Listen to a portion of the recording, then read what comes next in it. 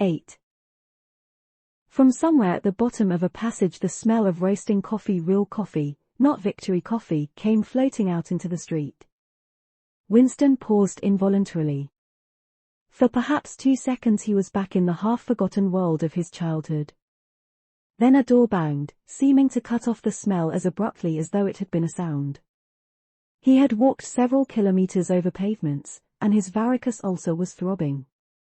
This was the second time in 3 weeks that he had missed an evening at the community center, a rash act, since you could be certain that the number of your attendances at the center was carefully checked. In principle, a party member had no spare time, and was never alone except in bed. It was assumed that when he was not working, eating, or sleeping he would be taking part in some kind of communal recreation. To do anything that suggested a taste for solitude, even to go for a walk by yourself, was always slightly dangerous. There was a word for it in Newspeak, own life, it was called, meaning individualism and eccentricity. But this evening as he came out of the ministry the balminess of the April air had tempted him. The sky was a warmer blue than he had seen it that year, and suddenly the long, noisy evening at the center, the boring, exhausting games, the lectures, the creaking camaraderie oiled by gin, had seemed intolerable. On impulse he had turned away from the bus stop and wandered off into the labyrinth of London, first south, then east, then north again, losing himself among unknown streets and hardly bothering in which direction he was going. If there is hope, he had written in the diary, it lies in the proles. The words kept coming back to him, statement of a mystical truth and a palpable absurdity. He was somewhere in the vague, brown-colored slums to the north and east of what had once been St. Pancras Station. He was walking up a cobbled street of little 2-story houses with battered doorways which gave straight on the pavement and which were somehow curiously suggestive of rat holes. There were puddles of filthy water here and there among the cobbles.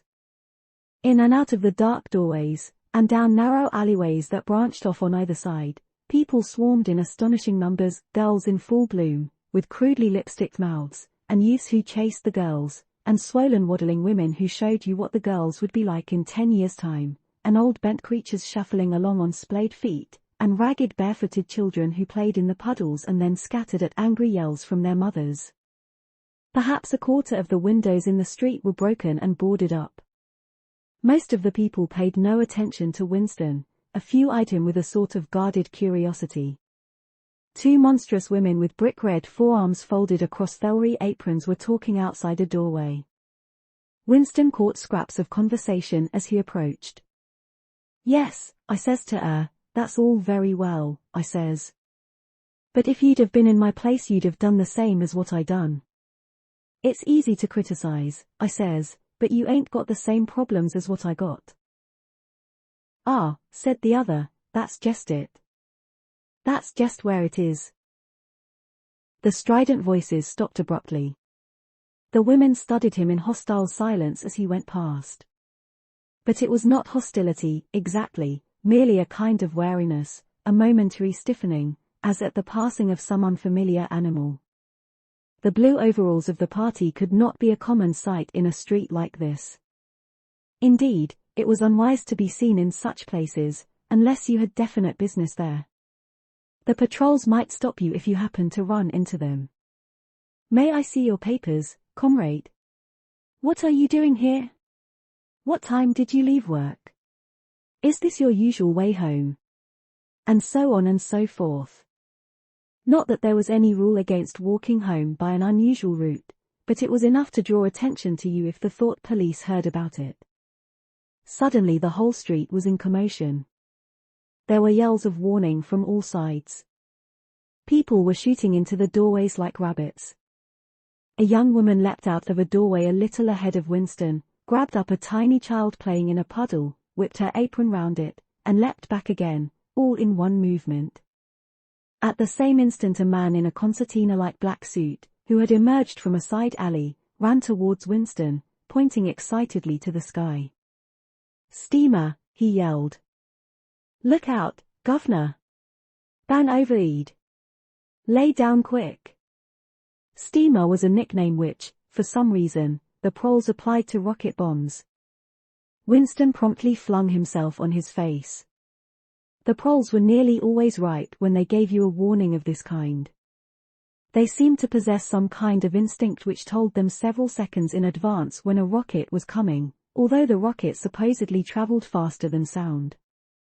Winston clasped his forearms above his head. There was a roar that seemed to make the pavement heave. A shower of light objects pattered onto his back. When he stood up, he found that he was covered with fragments of glass from the nearest window. He walked on. The bomb had demolished a group of houses 200 meters up the street. A black plume of smoke hung in the sky, and below it a cloud of plaster dust in which a crowd was already forming around the ruins. There was a little pile of plaster lying on the pavement ahead of him, and in the middle of it he could see a bright red streak. When he got up to it, he saw that it was a human hand severed at the wrist. Apart from the bloody stump, the hand was so completely whitened as to resemble a plaster cast. He kicked the thing into the gutter, and then, to avoid the crowd, turned down a side street to the right. Within 3 or 4 minutes he was out of the area which the bomb had affected, and the sordid, swarming life of the streets was going on as though nothing had happened. It was nearly 20 hours, and the drinking shops which the proles frequented, pubs, they called them, were choked with customers. From their grimy swing doors, endlessly opening and shutting, there came forth a smell of urine, sawdust, and sour beer. In an angle formed by a projecting house front 3 men were standing very close together, the middle one of them holding a folded-up newspaper which the other 2 were studying over his shoulder. Even before he was near enough to make out the expression on their faces, Winston could see absorption in every line of their bodies. It was obviously some serious piece of news that they were reading. He was a few paces away from them when suddenly the group broke up and 2 of the men were in violent altercation. For a moment they seemed almost on the point of blows. "Can't you bleeding well listen to what I say? I tell you no number ending in 7 ain't won for over 14 months. Yes, it has, then. No, it has not. Back home I got the ole lot of 'em for over 2 years wrote down on a piece of paper. I takes 'em down reg'lar as the clock. And I tell you, no number ending in 7. Yes, a 7 as 1. I could pretty near tell you the bleeding number. 407, it ended in. It were in February, 2nd week in February. February your grandmother. I got it all down in black and white. And I tell you, no number. Oh, pack it in, said the 3rd man. They were talking about the lottery. Winston looked back when he had gone 30 meters. They were still arguing, with vivid, passionate faces. The lottery, with its weekly payout of enormous prizes, was the one public event to which the proles paid serious attention. It was probable that there were some millions of proles for whom the lottery was the principal if not the only reason for remaining alive. It was their delight, their folly, their anodyne, their intellectual stimulant. Where the lottery was concerned, even people who could barely read and write seemed capable of intricate calculations and staggering feats of memory. There was a whole tribe of men who made a living simply by selling systems, forecasts, and lucky amulets. Winston had nothing to do with the running of the lottery, which was managed by the Ministry of Plenty, but he was aware, indeed everyone in the party was aware, that the prizes were largely imaginary.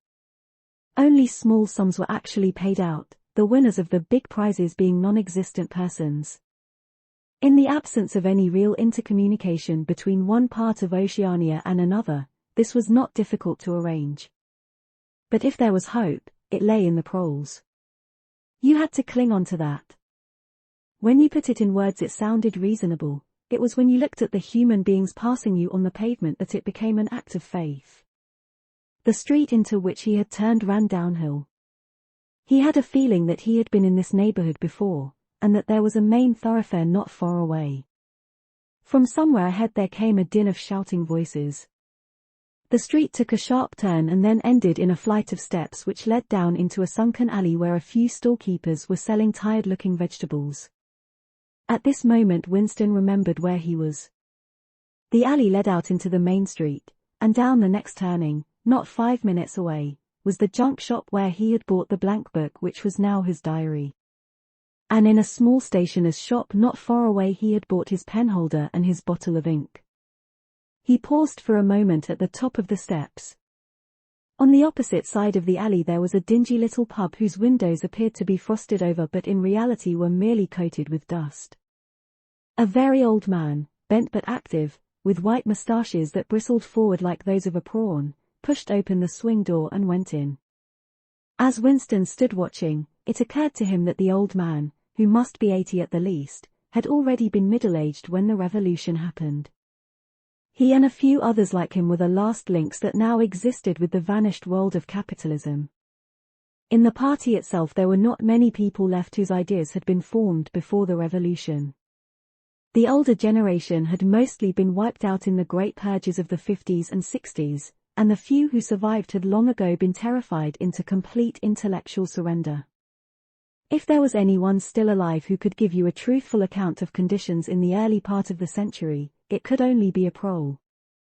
Suddenly the passage from the history book that he had copied into his diary came back into Winston's mind, and a lunatic impulse took hold of him. He would go into the pub, he would scrape acquaintance with that old man and question him. He would say to him, "Tell me about your life when you were a boy. What was it like in those days? Were things better than they are now, or were they worse?" Hurriedly, lest he should have time to become frightened, he descended the steps and crossed the narrow street. It was madness, of course. As usual, there was no definite rule against talking to proles and frequenting their pubs, but it was far too unusual an action to pass unnoticed.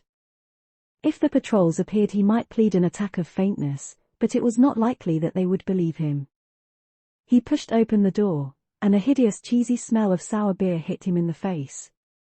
As he entered the din of voices dropped to about half its volume. Behind his back he could feel everyone eyeing his blue overalls. A game of darts which was going on at the other end of the room interrupted itself for perhaps as much as 30 seconds. The old man whom he had followed was standing at the bar, having some kind of altercation with the barman, a large, stout, hook-nosed young man with enormous forearms. A knot of others, standing round with glasses in their hands, were watching the scene.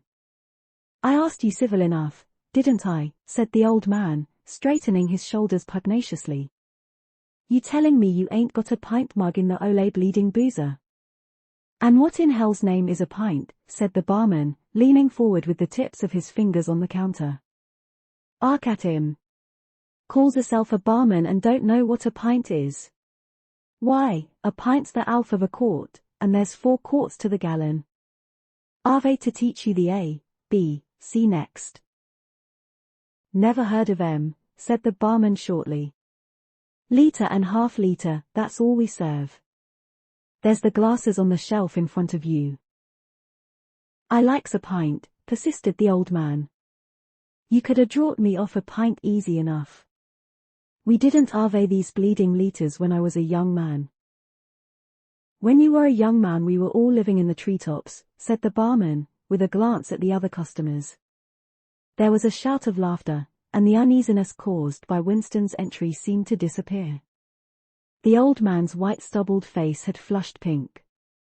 He turned away, muttering to himself, and bumped into Winston. Winston caught him gently by the arm. "May I offer you a drink?" he said. "You're a gent," said the other, straightening his shoulders again. He appeared not to have noticed Winston's blue overalls. "Pint," he added aggressively to the barman. "Pint of wallop." The barman swished 2 half-litres of dark brown beer into thick glasses which he had rinsed in a bucket under the counter. Beer was the only drink you could get in prole pubs. The proles were supposed not to drink gin, though in practice they could get hold of it easily enough. The game of darts was in full swing again, and the knot of men at the bar had begun talking about lottery tickets. Winston's presence was forgotten for a moment. There was a deal table under the window where he and the old man could talk without fear of being overheard. It was horribly dangerous, but at any rate there was no telescreen in the room, a point he had made sure of as soon as he came in. "'E could a drawed me off a pint," grumbled the old man as he settled down behind a glass. "A half litre ain't enough." It don't satisfy. Ana ole liters too much. It starts my bladder running. Let alone the price. You must have seen great changes since you were a young man, said Winston tentatively. The old man's pale blue eyes moved from the dartsboard to the bar, and from the bar to the door of the gents, as though it were in the barroom that he expected the changes to have occurred. The beer was better, he said finally. And cheaper. When I was a young man, mild beer, wallop we used to call it, was 4p a pint. That was before the war, of course. Which war was that? Said Winston. It's all wars, said the old man vaguely. He took up his glass, and his shoulders straightened again. Wishing you the very best of health. In his lean throat the sharp-pointed Adam's apple made a surprisingly rapid up-and-down movement, and the beer vanished. Winston went to the bar and came back with 2 more half-liters. The old man appeared to have forgotten his prejudice against drinking a full liter. You are very much older than I am, said Winston. You must have been a grown man before I was born. You can remember what it was like in the old days, before the revolution. People of my age don't really know anything about those times. We can only read about them in books, and what it says in the books may not be true. I should like your opinion on that. The history books say that life before the revolution was completely different from what it is now. There was the most terrible oppression, injustice, poverty worse than anything we can imagine. Here in London, the great mass of the people never had enough to eat from birth to death. Half of them hadn't even boots on their feet. They worked 12 hours a day, they left school at 9, they slept 10 in a room. And at the same time there were a very few people, only a few thousands, the capitalists, they were called, who were rich and powerful. They owned everything that there was to own. They lived in great gorgeous houses with 30 servants, they rode about in motorcars and 4-horse carriages, they drank champagne, they wore top hats. The old man brightened suddenly. Top hats, he said. Funny you should mention 'em. The same thing come into my head only yesterday, I dunno why. I was just thinking, I ain't seen a top hat in years. Gone right out, they are they. The last time I wore one was at my sister-in-law's funeral. And that was, well, I couldn't give you the date, but it must have been 50 years ago. Of course it was only hired for the occasion, you understand. It isn't very important about the top hats, said Winston patiently. The point is, these capitalists, they and a few lawyers and priests and so forth who lived on them, were the lords of the earth. Everything existed for their benefit. You, the ordinary people, the workers, were their slaves. They could do what they liked with you. They could ship you off to Canada like cattle. They could sleep with your daughters if they chose. They could order you to be flogged with something called a cat o' nine tails. You had to take your cap off when you passed them. Every capitalist went about with a gang of lackeys who... The old man brightened again. Lackeys, he said. Now there's a word I ain't heard since ever so long. Lackeys. That reg'lar takes me back, that does. I recollect donkeys years ago I used to sometimes go to Hyde Park of a Sunday afternoon to hear the blokes making speeches. Salvation Army, Roman Catholics, Jews, Indians, all sorts there was. And there was one bloke, well, I couldn't give you his name, but a real powerful speaker he was. He didn't half give it lackeys. He says, lackeys of the bourgeoisie. Flunkies of the ruling class. Parasites, that was another of them. And yennas, he definitely called 'em yennas. Of course he was referring to the Labour Party, you understand. Winston had the feeling that they were talking at cross purposes. What I really wanted to know was this, he said. Do you feel that you have more freedom now than you had in those days? Are you treated more like a human being? In the old days, the rich people, the people at the top. The House of Lords, put in the old man reminiscently. The House of Lords, if you like. What I am asking is, were these people able to treat you as an inferior, simply because they were rich and you were poor? Is it a fact, for instance, that you had to call them sir and take off your cap when you passed them? The old man appeared to think deeply. He drank off about a quarter of his beer before answering. Yes, he said. They liked you to touch your cap to them. It showed respect, like. I didn't agree with it, myself, but I'd done it often enough. Had to, as you might say. And was it usual, I'm only quoting what I've read in history books, was it usual for these people and their servants to push you off the pavement into the gutter? One of them pushed me once, said the old man. I recollect it as if it was yesterday. It was boat race night, terribly rowdy they used to get on boat race night, and I bumps into a young bloke on Shaftesbury Avenue. Quite a gent, he was, dress shirt, top hat, black overcoat. He was kind of zigzagging across the pavement, and I bumps into him accidental like. He says, why can't you look where you're going? He says. I say, do you think you've bought the bleeding pavement? He says, I'll twist your bloody head off if you get fresh with me. I says, you're drunk. I'll give you in charge in half a minute, I says. And if you'll believe me, he puts his hand on my chest and gives me a shove as pretty near sent me under the wheels of a bus. Well, I was young in them days, and I was going to Ave fetched him one, only. A sense of helplessness took hold of Winston. The old man's memory was nothing but a rubbish heap of details. One could question him all day without getting any real information.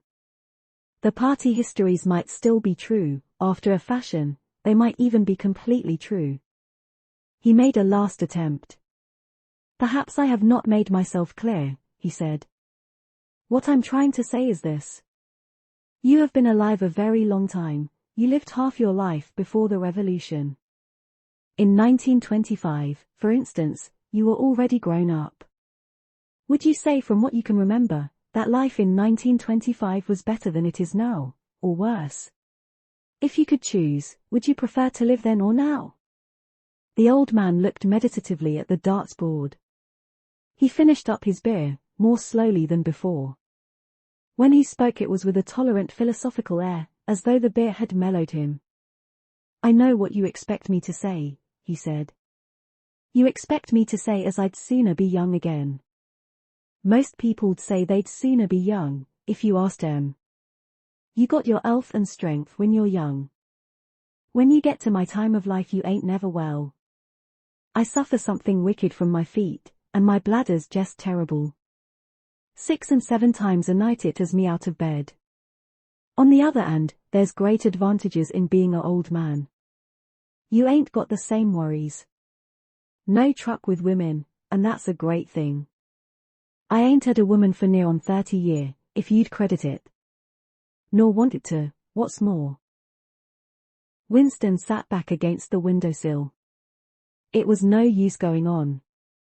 He was about to buy some more beer when the old man suddenly got up and shuffled rapidly into the stinking urinal at the side of the room.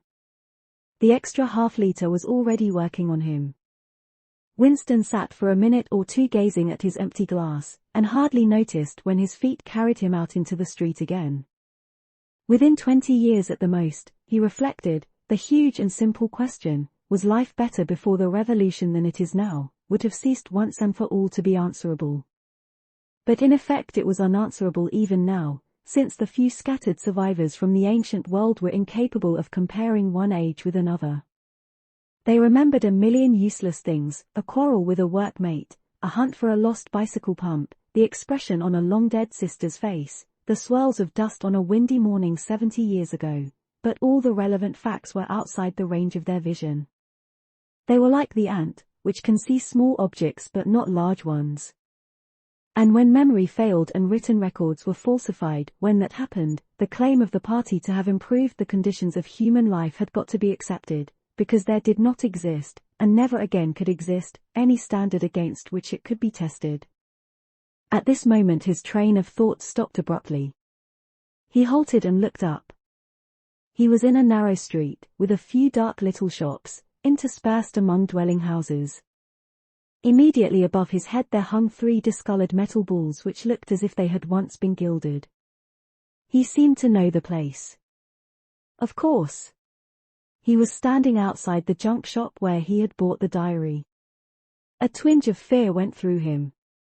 It had been a sufficiently rash act to buy the book in the beginning, and he had sworn never to come near the place again.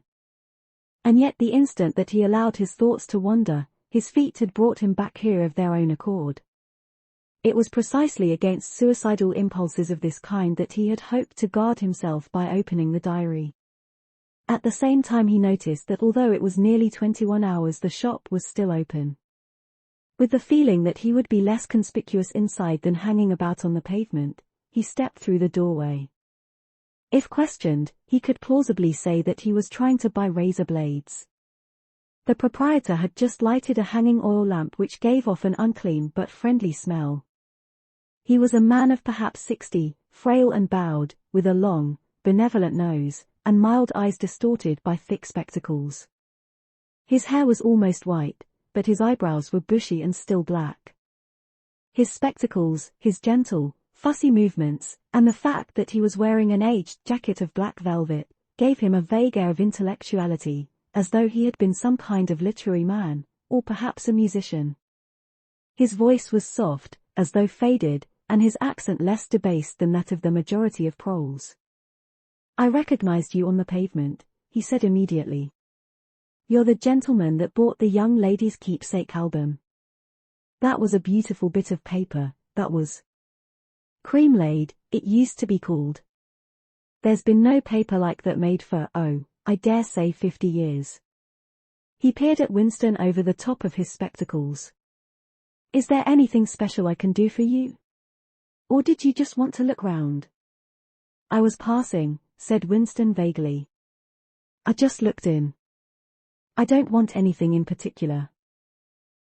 "It's just as well," said the other, "because I don't suppose I could have satisfied you." He made an apologetic gesture with his soft-palmed hand. "You see how it is, an empty shop, you might say.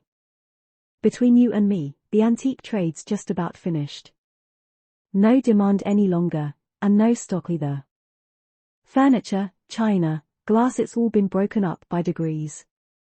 And of course the metal stuff's mostly been melted down. I haven't seen a brass candlestick in years." The tiny interior of the shop was in fact uncomfortably full, but there was almost nothing in it of the slightest value. The floor space was very restricted, because all round the walls were stacked innumerable dusty picture frames. In the window there were trays of nuts and bolts, worn-out chisels, penknives with broken blades, tarnished watches that did not even pretend to be in going order, and other miscellaneous rubbish. Only on a small table in the corner was there a litter of odds and ends, lacquered snuff-boxes, agate brooches, and the like, which looked as though they might include something interesting. As Winston wandered towards the table his eye was caught by a round, smooth thing that gleamed softly in the lamplight, and he picked it up. It was a heavy lump of glass, curved on one side, flat on the other, making almost a hemisphere. There was a peculiar softness, as of rainwater, in both the color and the texture of the glass. At the heart of it, magnified by the curved surface, there was a strange, pink, convoluted object that recalled a rose or a sea anemone. "What is it?" said Winston, fascinated. "That's coral, that is," said the old man. "It must have come from the Indian Ocean.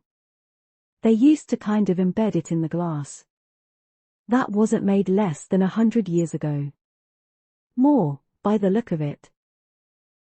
"It's a beautiful thing," said Winston. "It is a beautiful thing," said the other appreciatively. "But there's not many that'd say so nowadays." He coughed. "Now, if it so happened that you wanted to buy it, that'd cost you $4.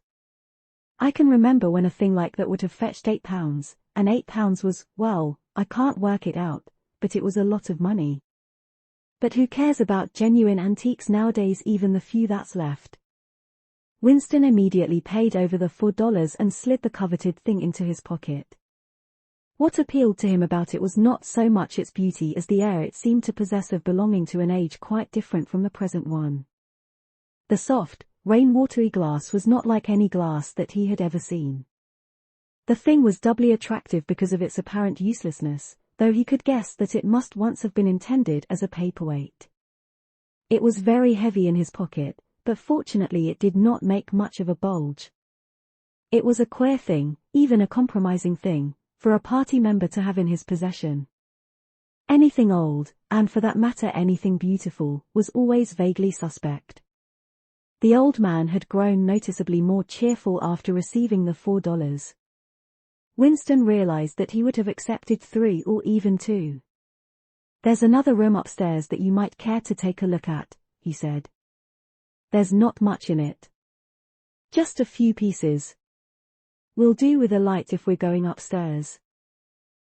He lit another lamp, and, with bowed back, led the way slowly up the steep and worn stairs and along a tiny passage, into a room which did not give on the street but looked out on a cobbled yard and a forest of chimney pots. Winston noticed that the furniture was still arranged as though the room were meant to be lived in. There was a strip of carpet on the floor, a picture or 2 on the walls, and a deep, slatternly armchair drawn up to the fireplace. An old-fashioned glass clock with a 12-hour face was ticking away on the mantelpiece. Under the window, and occupying nearly a quarter of the room, was an enormous bed with the mattress still on it. "We lived here till my wife died," said the old man half apologetically. "I'm selling the furniture off by little and little.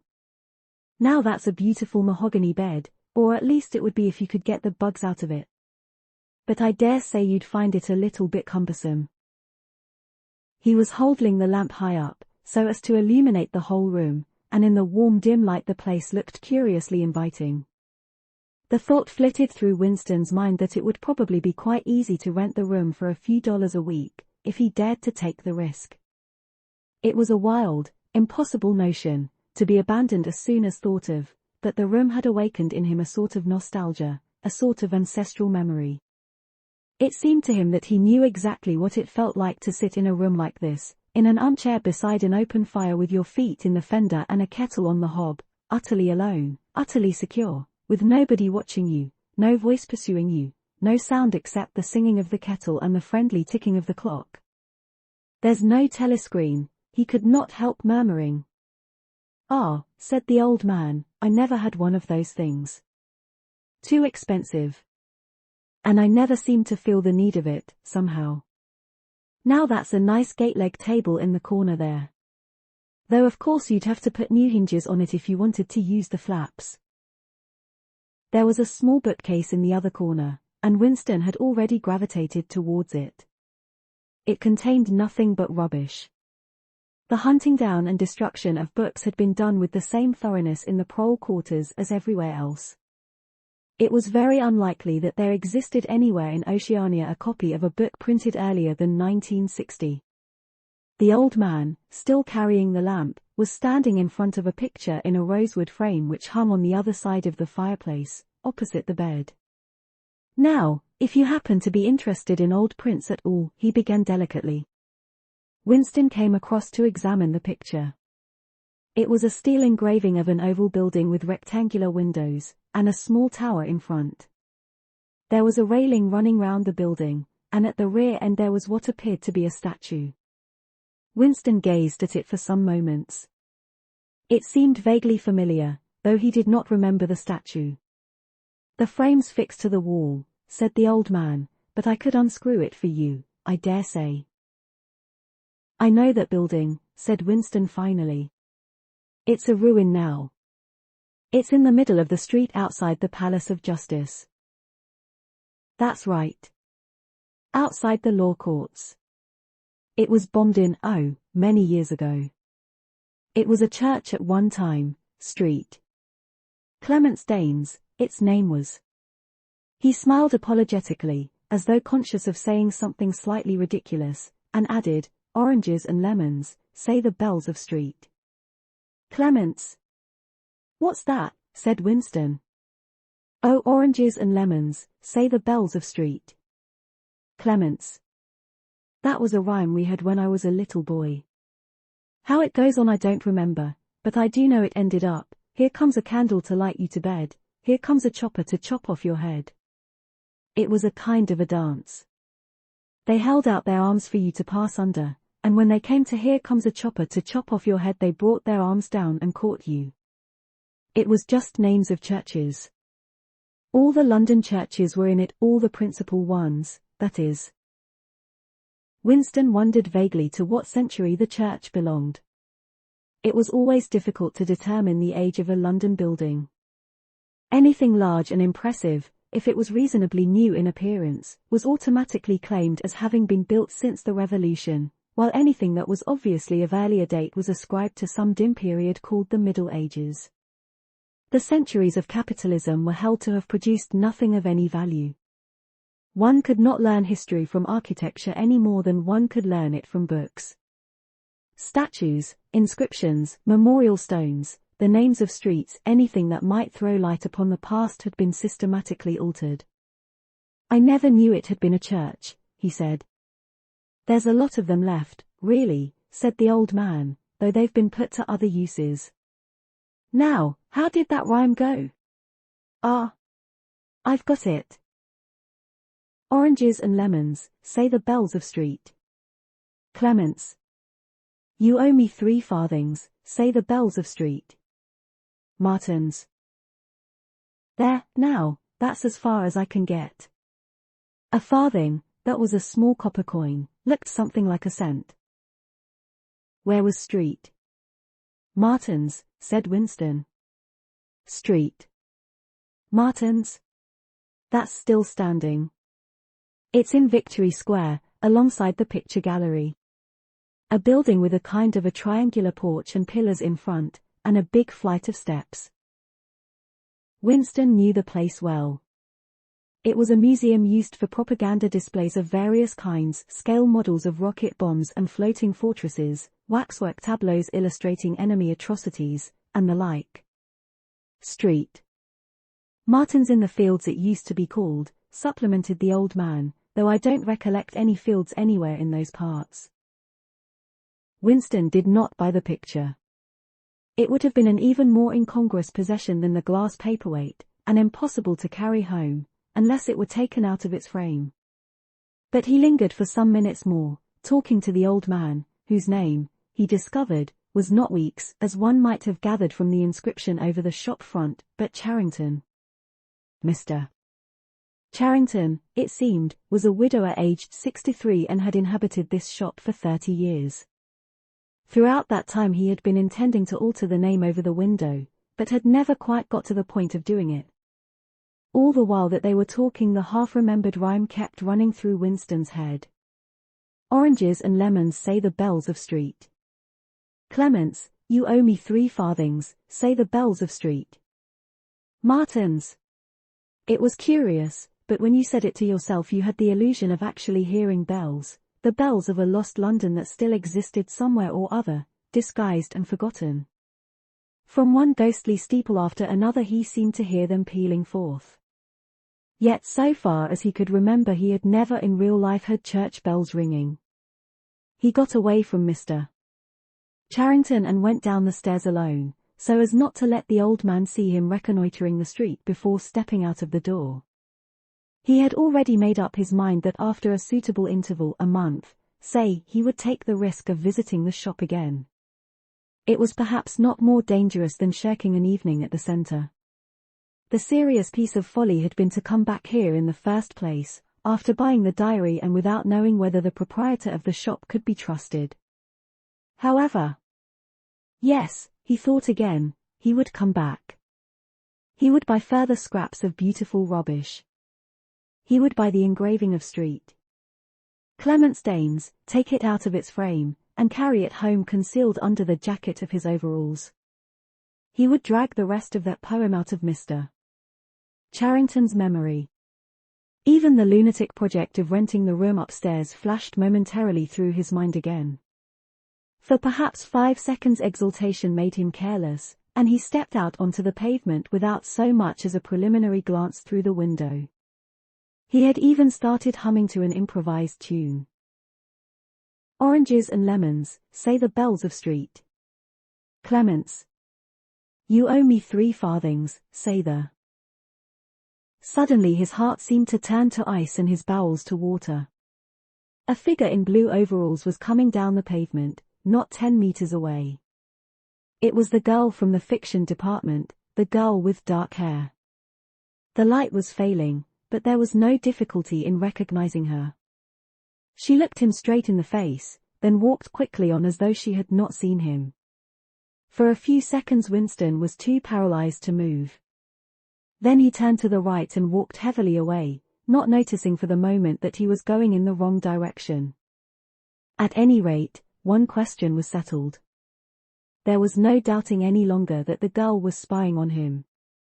She must have followed him here, because it was not credible that by pure chance she should have happened to be walking on the same evening up the same obscure back street, kilometers distant from any quarter where party members lived. It was too great a coincidence. Whether she was really an agent of the thought police, or simply an amateur spy actuated by officiousness, hardly mattered. It was enough that she was watching him. Probably she had seen him go into the pub as well. It was an effort to walk. The lump of glass in his pocket banged against his thigh at each step, and he was half-minded to take it out and throw it away. The worst thing was the pain in his belly. For a couple of minutes he had the feeling that he would die if he did not reach a lavatory soon. But there would be no public lavatories in a quarter like this. Then the spasm passed, leaving a dull ache behind. The street was a blind alley. Winston halted, stood for several seconds wondering vaguely what to do, then turned round and began to retrace his steps. As he turned it occurred to him that the girl had only passed him 3 minutes ago and that by running he could probably catch up with her. He could keep on her track till they were in some quiet place, and then smash her skull in with a cobblestone. The piece of glass in his pocket would be heavy enough for the job. But he abandoned the idea immediately, because even the thought of making any physical effort was unbearable. He could not run, he could not strike a blow. Besides, she was young and lusty and would defend herself. He thought also of hurrying to the community center and staying there till the place closed, so as to establish a partial alibi for the evening. But that too was impossible. A deadly lassitude had taken hold of him. All he wanted was to get home quickly and then sit down and be quiet. It was after 22 hours when he got back to the flat. The lights would be switched off at the main at 23:30. He went into the kitchen and swallowed nearly a teacupful of Victory gin. Then he went to the table in the alcove, sat down, and took the diary out of the drawer. But he did not open it at once. From the telescreen a brassy female voice was squalling a patriotic song. He sat staring at the marbled cover of the book, trying without success to shut the voice out of his consciousness. It was at night that they came for you, always at night. The proper thing was to kill yourself before they got you. Undoubtedly some people did so. Many of the disappearances were actually suicides. But it needed desperate courage to kill yourself in a world where firearms, or any quick and certain poison, were completely unprocurable. He thought with a kind of astonishment of the biological uselessness of pain and fear, the treachery of the human body which always freezes into inertia at exactly the moment when a special effort is needed. He might have silenced the dark-haired girl if only he had acted quickly enough, but precisely because of the extremity of his danger he had lost the power to act. It struck him that in moments of crisis one is never fighting against an external enemy, but always against one's own body. Even now, in spite of the gin, the dull ache in his belly made consecutive thought impossible. And it is the same, he perceived, in all seemingly heroic or tragic situations. On the battlefield, in the torture chamber, on a sinking ship, the issues that you are fighting for are always forgotten, because the body swells up until it fills the universe, and even when you are not paralyzed by fright or screaming with pain, life is a moment-to-moment struggle against hunger or cold or sleeplessness, against a sour stomach or an aching tooth. He opened the diary. It was important to write something down. The woman on the telescreen had started a new song. Her voice seemed to stick into his brain like jagged splinters of glass. He tried to think of O'Brien, for whom, or to whom, the diary was written, but instead he began thinking of the things that would happen to him after the thought police took him away. It would not matter if they killed you at once. To be killed was what you expected.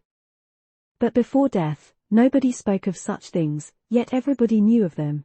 There was the routine of confession that had to be gone through, the groveling on the floor and screaming for mercy, the crack of broken bones, the smashed teeth, and bloody clots of hair. Why did you have to endure it, since the end was always the same? Why was it not possible to cut a few days or weeks out of your life? Nobody ever escaped detection, and nobody ever failed to confess. When once you had succumbed to thought crime, it was certain that by a given date you would be dead. Why then did that horror, which altered nothing, have to lie embedded in future time? He tried with a little more success than before to summon up the image of O'Brien. We shall meet in the place where there is no darkness, O'Brien had said to him. He knew what it meant, or thought he knew. The place where there is no darkness was the imagined future, which one would never see, but which, by foreknowledge, one could mystically share in. But with the voice from the telescreen nagging at his ears, he could not follow the train of thought further. He put a cigarette in his mouth. Half the tobacco promptly fell out onto his tongue, a bitter dust which was difficult to spit out again. The face of Big Brother swam into his mind, displacing that of O'Brien. Just as he had done a few days earlier, he slid a coin out of his pocket and looked at it. The face gazed up at him, heavy, calm, protecting, but what kind of smile was hidden beneath the dark moustache? Like a leaden knell the words came back at him. War is peace. Freedom is slavery. Ignorance is strength.